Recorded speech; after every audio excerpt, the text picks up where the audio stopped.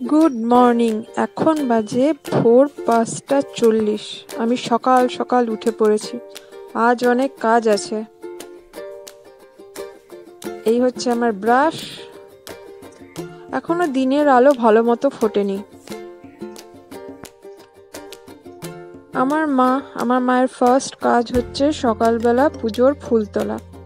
বর্ধমানে এখন যথেষ্ট ঠান্ডা পড়ে গেছে সকালের দিকটা, সেই জন্য ওয়েদারটা এই মুহূর্তে খুবই ভালো।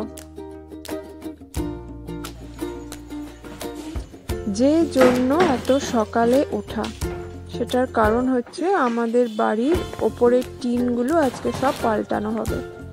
তোমরা তো জানো আমাদের বাড়ি খুব পুরনো, এবং এই টিনগুলো বহু পুরনো, প্রায় 50 বছর বলতে পারো। এই টিনগুলো পুরনো আমার দাদুর আমলের, আর তারপরে বাবাও কিছুটা লাগিয়েছিল, সেটাও প্রায় আজ 25-30 বছর হতে চললো।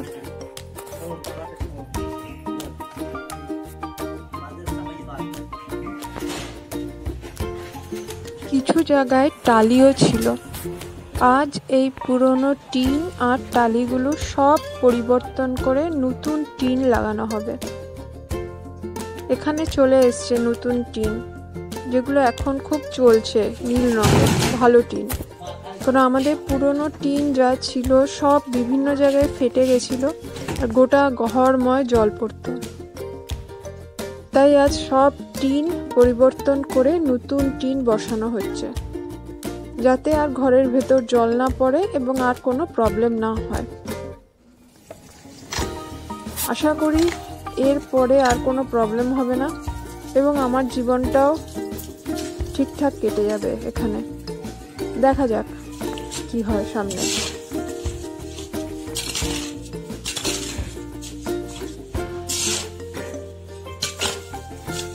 কিছু কথা বলা দরকার, সেই জন্য এইভাবে রেকর্ডিং করছি।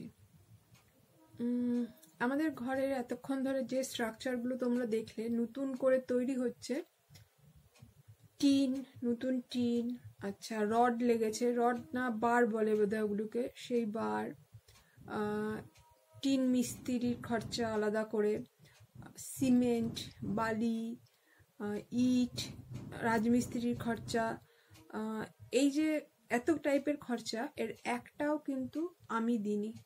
কারণ এই একটা মানে টোটাল মিলিয়ে গোটা বাড়িটা টোটাল, এই যে নতুন করে টিন সব কিছু চেঞ্জ হয়েছে, এতে কিন্তু যথেষ্ট টাকা খরচা হয়েছে।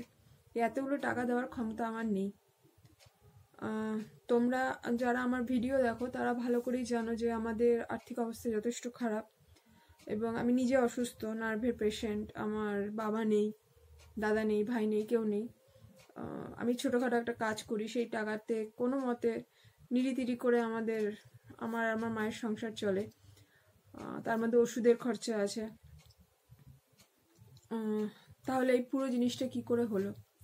পুরো জিনিসটা হলো এইভাবে যে আমাদেরই পাড়ার একজন জেঠু বলতে পারো, কাকু বলতে পারো, একজন নয় দুজন মানুষের সাহায্য বা তাদের কি বলবো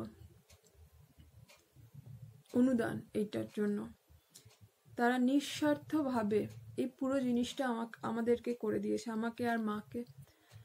কেন আমার পাড়ায় যারা থাকে তারা ভালো করে জানে যে এতটা খরচা করার ক্ষমতা আমার নেই, এবং প্রত্যেক বছর বর্ষা হলে গোটা ঘর জলে থই থই করতে, এবং আমি প্রত্যেক বছর ওপরে ত্রিপল, পলিথিন এসব লাগিয়ে চেঞ্জ করতাম। কারণ এর ছাড়া আমার কাছে কোনো অপশন নেই। সেই জন্য সেই কাকু এবং জেঠু, সেই দুজন যে ব্যক্তি আছে, তারা এইটা আমাকে করে দিয়েছে। এবং সব থেকে বড় কথা, তারা আমাকে মানে পার্সোনালি রিকোয়েস্ট করেছে যেন আমি ফেসবুকে বা কোনো জায়গায় তাদের নাম প্রচার না করি। নিঃস্বার্থভাবে তারা এই জিনিসটা আমাকে করে দিয়েছে। পৃথিবীতে এখনো এরকম কিছু লোক আছে যারা মানুষকে সাহায্য করে, কোনো স্বার্থ ছাড়া মানুষকে সাহায্য করে। তাদেরকে থ্যাংক ইউ যদি আমি বলি, সেটা খুবই ছোট একটা ওয়ার্ড বলা হবে, কারণ থ্যাংক ইউ জিনিসটা এর জন্য যথেষ্ট নয়। আর কি বলবো বা কিভাবে তাদেরকে ধন্যবাদ দেব বা কি করব, আমি মানে জানি না,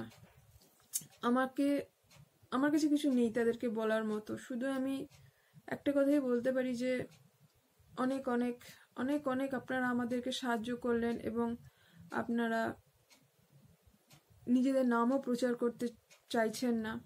আমার মা এবং আমি সারা জীবন কৃতজ্ঞ আপনাদের কাছে থাকবো এই জন্য।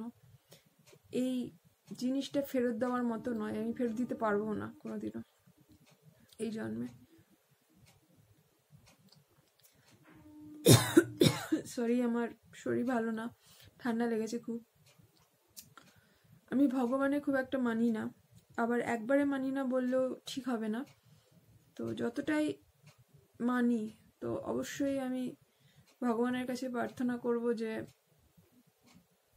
আপনারা ভালো থাকুন, আপনাদের সব মনস্কামনা পূর্ণ হোক। অনেক অনেক ধন্যবাদ আপনাদেরকে। আমি জানি না এই ভিডিওটা কতজন দেখবে পৃথিবীতে, কিন্তু আমি সারা জীবন আপনাদের কাছে কৃতজ্ঞ এর জন্য। আপনারা কতটা হেল্প করেছেন আমাদের এবং আমার মায়ের, আপনারা নিজেরাও জানেন না। Thank you so much.